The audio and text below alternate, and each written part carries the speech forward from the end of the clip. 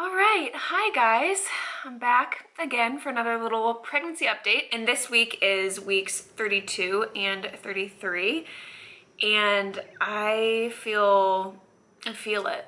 I feel it. Like can you see the bags under my eyeballs? Really tired.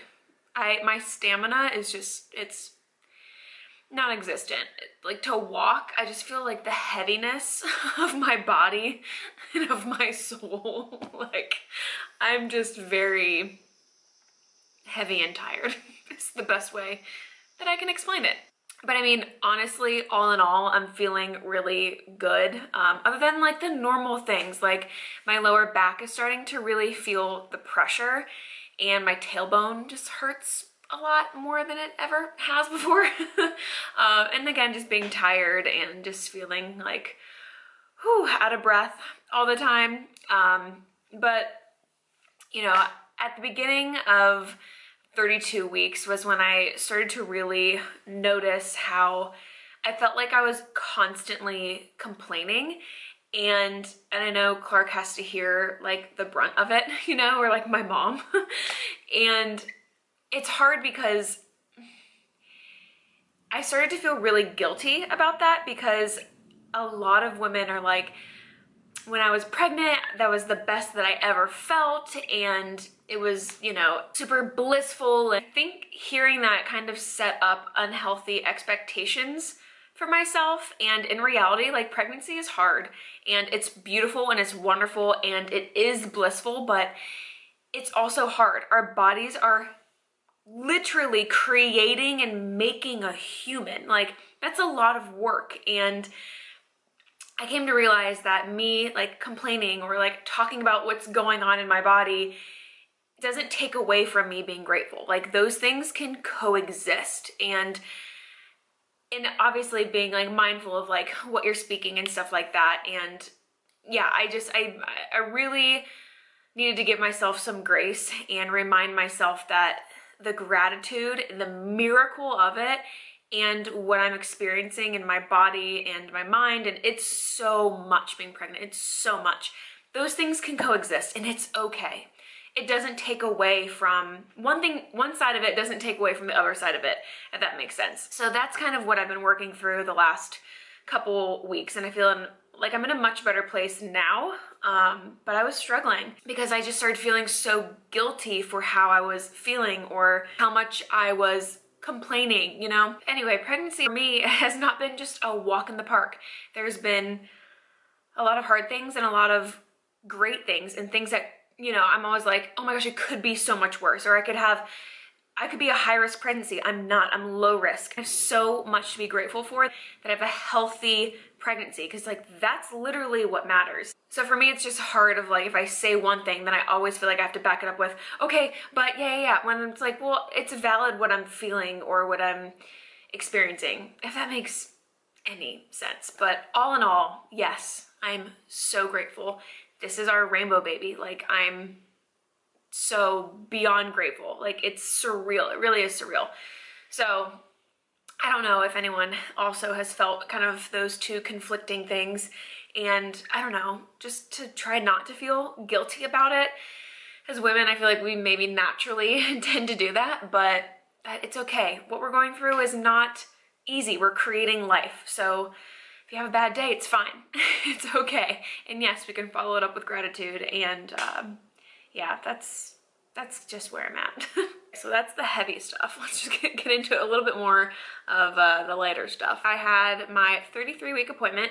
So at this point, I've been going, how often have I been going? Every 2 weeks.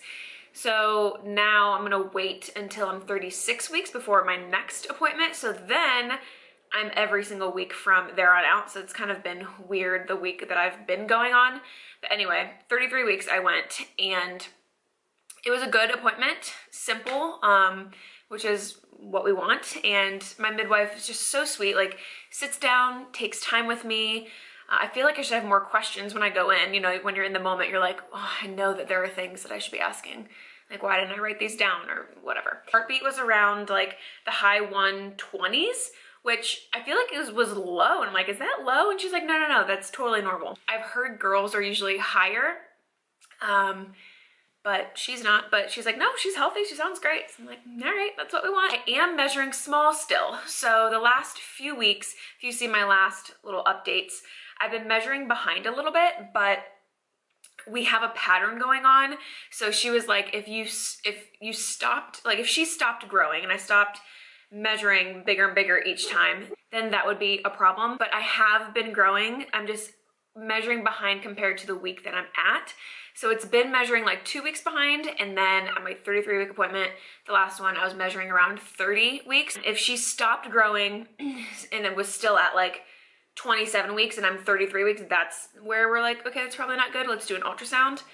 But anyway, long story short, she's not concerned as long as the pattern keeps going and I still am growing, you know, to avoid an ultrasound. Like if I don't have to have one, I don't want one to be exposed to like all of that. We'll just kind of take that appointment by appointment. Anyway, so what else? Oh, she was head down, and I know around 36 weeks is when they need to kind of like be, you know, head down and like ready to go.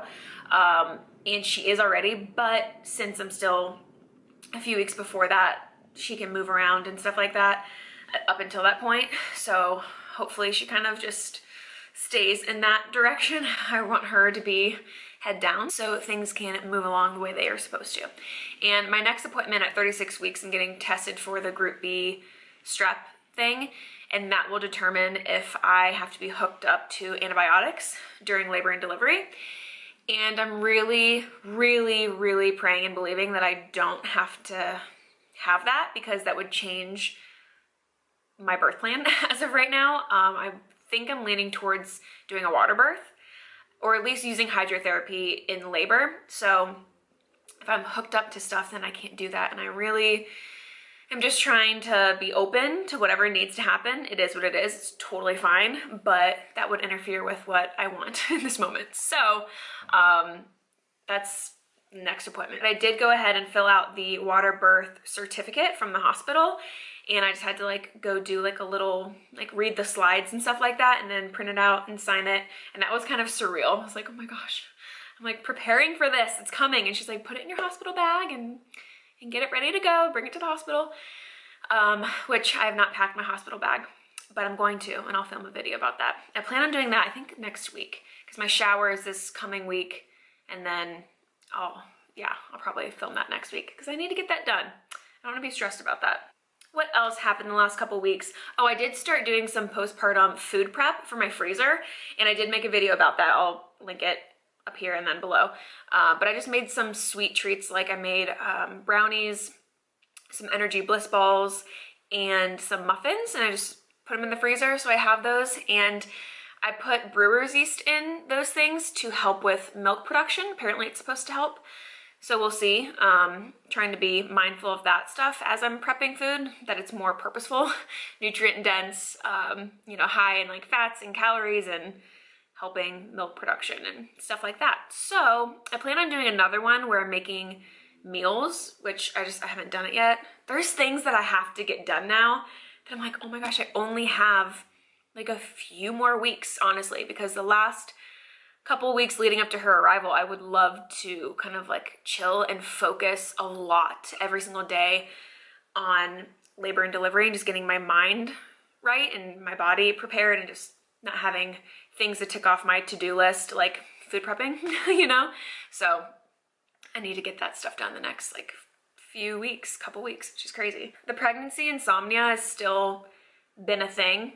It comes and goes. It's not every single night, but man, when it happens, it is like, oh, I want to sleep. It's at like 3 o'clock every single time. And I'm usually up for like hours and hours. So I would love for that to go away. But I think that is God just prepping my sleep patterns to be ready for a newborn. I don't know.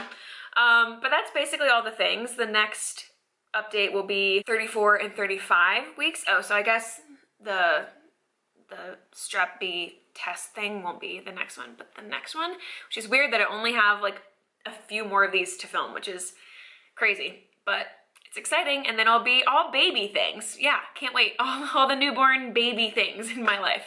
It's wild. Life is about to change. It's so crazy. But anyway, that's kind of what's been going on. If you are pregnant too, and I'd love to know like how many weeks you are, and if you're around the same time as me, like how are you feeling these couple weeks? Like let's chat about the things. Let's be friends. But yeah, all right, I'm gonna go rest because I'm so tired. Well, maybe you can't tell here, but I have bags under my eyes, like hardcore. Let me show you my big old belly. Living in these biker shorts, literally.